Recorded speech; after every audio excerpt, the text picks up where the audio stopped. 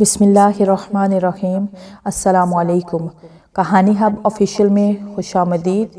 آج پھر دوستوں میں آپ کے لیے ایک بہت ہی اچھی اور سچی کہانی لے کر آئی ہوں۔ نئے آنے والے دوستوں سے گزارش ہے کہ وہ میرا چینل کو سبسکرائب کریں اور بیل آئیکن کو پریس کریں۔ تو چلیں بڑھتے ہیں کہانی کی جانب۔ عامر آج کل انتہائی پریشان تھا۔ وجہ بھی معقول تھی، کیونکہ وہ پوزیشن ہولڈر تھا اور علی جو کہ درمیانی درجے کا اسٹوڈنٹ تھا، اس نے فرسٹ پوزیشن حاصل کی تھی اور عامر نے سیکنڈ پوزیشن حاصل کی تھی۔ عاصمہ نے ہر سال کی طرح اس بار بھی خوب محنت کی، مگر نتیجہ آپ کے سامنے۔ عامر کے لیے یہی بات پریشانی کی تھی اور حقیقت جاننا چاہتا تھا کہ اصل کیا وجہ ہے۔ عامر کے ذہن میں آیا کہ کیوں نہ علی سے دوستی کر لوں اور اس طرح پھر پوچھ بھی لوں گا۔ علی بھی عامر جیسے امیر لڑکے سے دوستی کا خواہش مند تھا، اس لیے چند دنوں میں علی اور عامر بے تکلف ہو گئے اور ہر بات ایک دوسرے سے شیئر کرنے لگے۔ آج ان کی دوستی کو شروع ہوئے چوتھا مہینہ تھا اور گرمیوں کی چھٹیاں ہونے والی تھی۔ وہ دونوں کالج کنٹین میں بیٹھے چائے پی رہے تھے۔ علی ایک بات تو بتاؤ، عامر بولا۔ ہاں ہاں بولو، کیا بات ہے؟ علی نے جواب دیا۔ عامر کو سمجھ نہیں آ رہی تھی کہ کس طرح بات شروع کرے۔ علی نے عامر کو دیکھا جو نہ جانے کیوں بات شروع نہیں کر پا رہا تھا۔ علی نے عامر کے ہاتھوں کو اپنے ہاتھوں میں پکڑا اور بولا، میں تمہارا دوست ہوں، کوئی غیر نہیں، بولو۔ دراصل میں یہ پوچھنا چاہتا ہوں کہ تم پہلے کوئی خاص ذہین نہیں تھے، کوئی پڑھاکو نہیں تھے، پھر یہ انقلاب کیسے آیا؟ عامر نے اپنی بات ختم کی اور علی پر اپنی نگاہیں مرکوز کر لی۔ علی نے عامر کے ہاتھ چھوڑ دیے، پورا دماغ لگا کر سوچنے لگا۔ علی جو شرارتی اور شوق سی ادائیں رکھنے والا لڑکا تھا، وہ بہت سنجیدگی سے سوچ رہا تھا اور پھر بولا، عامر میں جانتا تھا تم مجھ سے یہ سوال ضرور پوچھو گے، مگر اتنی دوستی ہوئی کہ پھر تم نے پوچھا ہی نہیں۔ میں پرسکون ہو گیا۔ یہ کہہ کر علی نے سر جھکا لیا، پھر بولا۔ جو ہی علی نے سر اٹھایا تو عامر کو حیرت کا جھٹکا لگا، کیونکہ علی کی آنکھیں سرخ اور اس کا چہرہ بھی لال ہو چکا تھا۔ پھر علی بولا، اس کی آواز بہت ہی بھاری تھی، عامر تم جاننا چاہتے ہو تو پھر سنو۔ میں نے بہت ساری طاقت اور ذہانت حاصل کرنے کے لیے ایسا کام کیا جس نے مجھے یہ سب دیا۔ پتہ ہے وہ کام کیا ہے؟ میں نے خون پیا، انسانی خون، میٹھا پر لطف نشہ طاری کرنے والا گاڑھا لذیذ خون۔ یہ کہہ کر علی مسکرانے لگا، پھر بولا، ہاں آگے سن۔ میں پوزیشن نہ حاصل کرنے کی وجہ سے پریشان تھا۔ ایک دن میری ملاقات ایک پنڈت سے ہوئی۔ اس نے میری پریشانی بھانپ لی اور کہا، بالک تو پریشان لگ رہا ہے، ہو سکتا ہے تو اپنی پریشانی مجھے بتا دے، تیری پریشانی ختم کر دوں۔ پنڈت کی بات سن کر مجھے لگا یہ میری پریشانی ختم کر دے گا۔ میں نے اس کو بتا دیا کہ میں ذہین نہیں ہوں اور نہ ہی کبھی پوزیشن لے سکا۔ میں بھی یہ سوچتا ہوں کہ میں بھی اوروں کی طرح فرسٹ پوزیشن حاصل کروں۔ میری باتیں سن کر پنڈت کچھ دیر خاموش رہا، پھر بولا، بالک تیرا کام ہو جائے گا، اب تو خوش ہو جا، تیرا مقصد پورا ہو گیا۔ جا، کل جا، فلاں جگہ پہ جا اور میرے پاس آ جانا۔ اگلے دن میں پنڈت کے پاس بیٹھا تھا، پہلے مجھے سمجھاتا رہا، پھر بولا، بالک تجھے انسانی خون پینا ہوگا، تیرا دماغ کھلے گا، تیری ذہانت بڑھ جائے گی اور پھر تو پوزیشن ہولڈر بن جائے گا۔ میں نے پنڈت کی بات سن کر گھبرا کر کہا اور بولا، انسانی خون میں کہاں سے پیوں گا؟ یہ میرے بس کی بات نہیں۔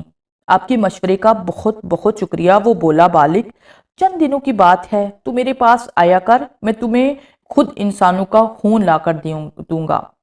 خون پھر میں روز اس کے پاس جاتا تھا۔ شروع میں مجھے بہت کراہت اور برا لگا، لیکن مرتا کیا نہ کرتا کے تحت پیتا رہا، پھر میں اپنے مقصد میں کامیاب ہو گیا۔ علی کی بات سن کر علی پتھر کی طرح ہو گیا۔ حیرت و خوف اور ڈر کی لہر اس کے سارے بدن میں پھیل گئی۔ وہ کرسی سے اٹھا اور علی سے کچھ کہے بغیر ہی گھر سے نکل گیا۔ جب وہ اپنے گھر پہنچا تو وہ بے ہوش ہو گیا۔ جب اسے ہوش آیا تو بولا، علی نہیں علی ایسا نہیں کر سکتا۔ کیا واقعی علی نے خون پیا؟ علی تو ایسا نہیں ہے۔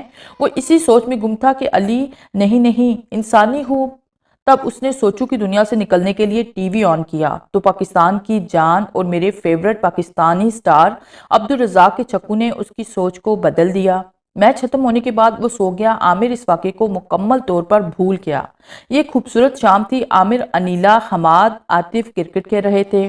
انیلا خود کو عبدالرزاق بناتے ہوئے زخمی ہو گئی۔ اتنے میں علی کے والدین آ گئے۔ لگتا ہے کہیں جانے کی تیاری ہے، علی نے شوہی دکھاتے ہوئے کہا۔ ہاں بیٹا، کہیں جانے کا نہیں، تیری خالہ کے گھر پارٹی ہے، ادھر ہی جا رہے ہیں۔ مگر عامر نے انکار کر دیا ہے اور بولا مجھے ایسی پارٹیاں بور کرتی ہیں، تم اپنی بہن انیلا کا خیال رکھو، ہم دیر سے آئیں گے۔ انیلا نے علی کو آواز دی کہ بھائی میری پٹی کر دیں۔ عامر نے فرسٹ ایڈ باکس لا کر اس کی پٹی کر دی اور اسے دوائی دے دی تاکہ جلد سے جلد نیند آ جائے۔ انیلا کی پٹی کرتے وقت بلڈ ہاتھ پر لگ گیا تھا۔ انسانی خون، لذیذہ خون، یہی الفاظ عامر کے ذہن میں گردش کرنے لگے۔ پھر ایک ویڈیو عامر کے ذہن میں گردش کرنے لگی، علی کے انگارے کی مانند آنکھیں اور موٹی آواز۔ عامر جلدی سے باتھ روم ہاتھ دھونے کے لیے چلا گیا۔ باتھ روم میں آئینے کے سامنے وہ رک گیا اور اپنا عکس دیکھنے لگا۔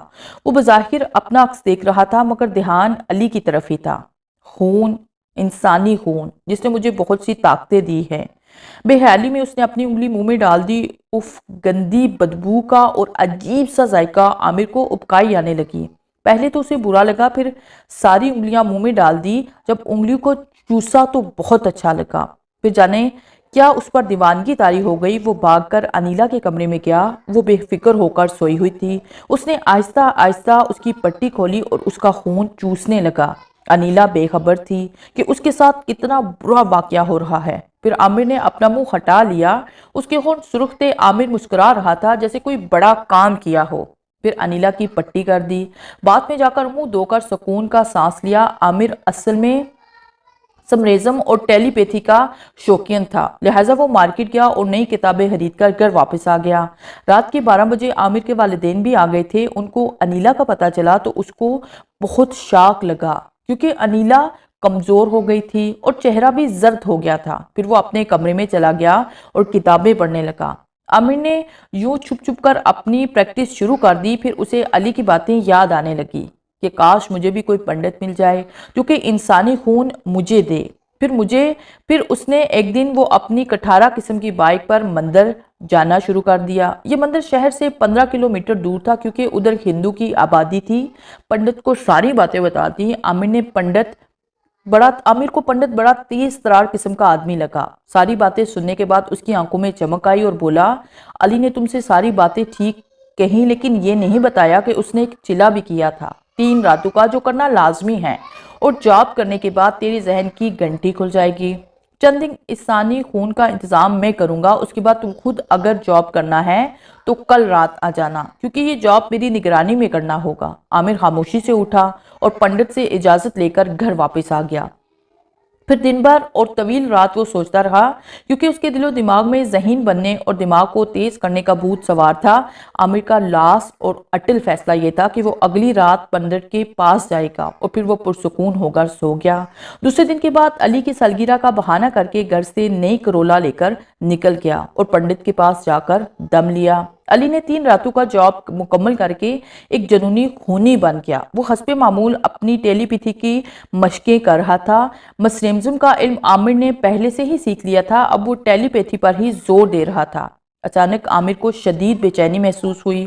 پھر پیاس کی شدت نے آ گھیرا۔ جلدی سے عامر نے پانی پیا مگر بے سود۔ وہ اسی بے چینی میں کمرے سے نکل کر چھت پر چلا گیا۔ بچے گلی میں فٹ بال کھیل رہے تھے کہ فٹ بال ان کے لان میں آ گرا۔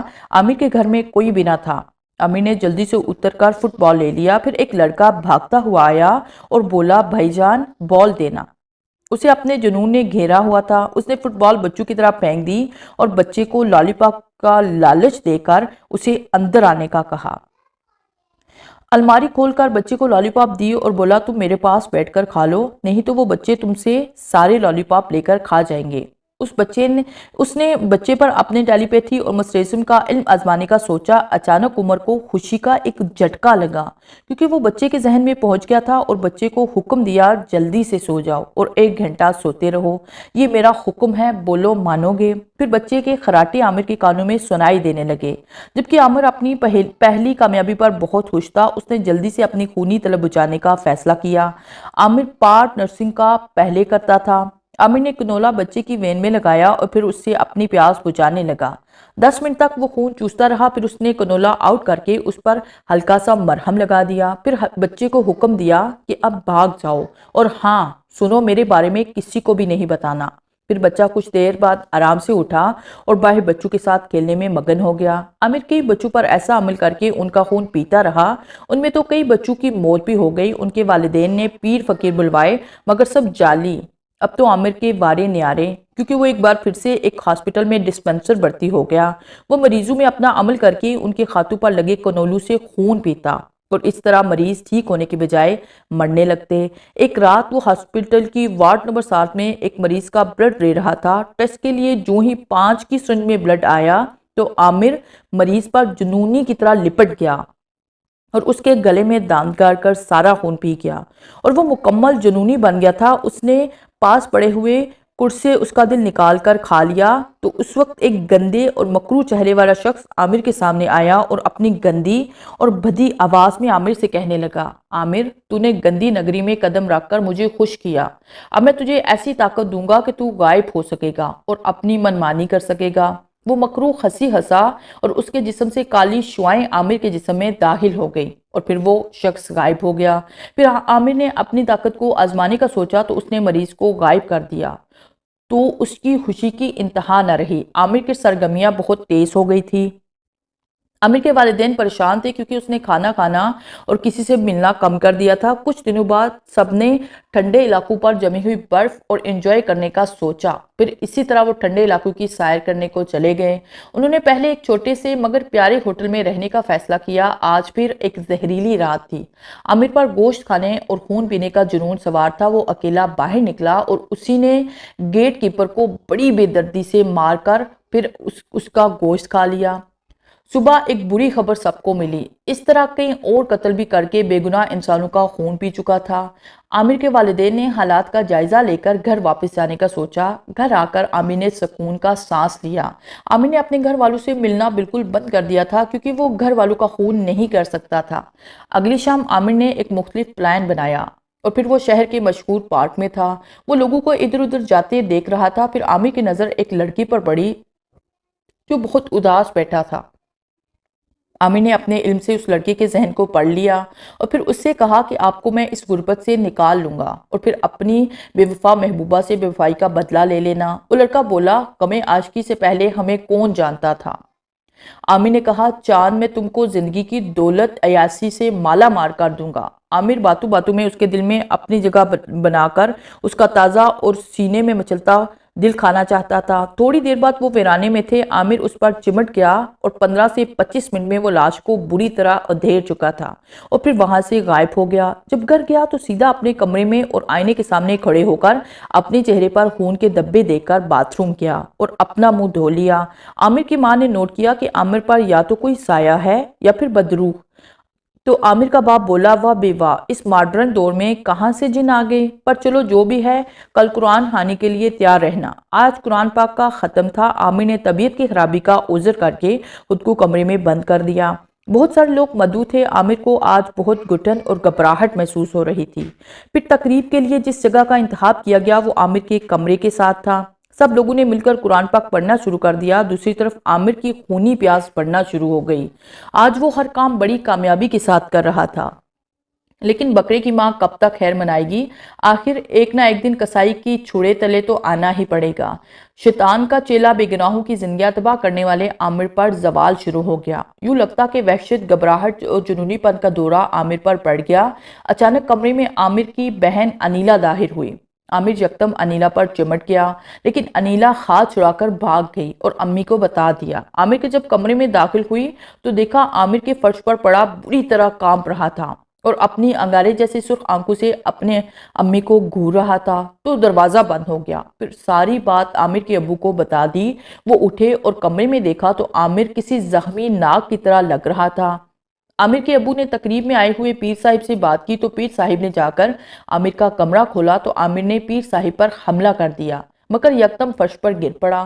عامر درندوں جیسی آوازیں نکالنے لگا۔ شاہ جی نے پڑھ کر فضا میں ہاتھ بلند کیا تو ان کے ہاتھوں میں موٹی موٹی زنجیریں آ گئی اور وہ زنجیریں عامر پر پھینک دی۔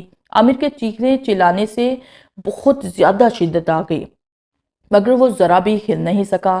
شاہ جی کمرے سے نکل کر عامر کے والدین کو بتانے لگے، بڑے افسوس کی بات ہے، آپ کا عامر انسانی خون پینے کا عادی ہو چکا ہے اور وہ کئی زندگیاں تباہ کر چکا ہے۔ شیطان نے عامر کو غائب ہونے کی طاقت دی ہے، مگر یہ غیر مذہب یہ نہیں جانتے کہ اس کائنات کو پیدا کرنے والی ہستی زبردست قوت کی مالک ہے۔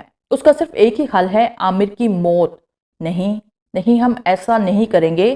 وہ دونوں بیک وقت چلائے، میرے بچوں اگر عامر کو مارو گے نہیں تو لوگ عامر کی حقیقت جان کر اسے سڑک پر مار دیں گے، لہٰذا آپ کو عامر کی زندگی یا انسانیت کی بقا عزیز ہے۔ یہ کہہ کر شاہ جی رخصت ہو گئے۔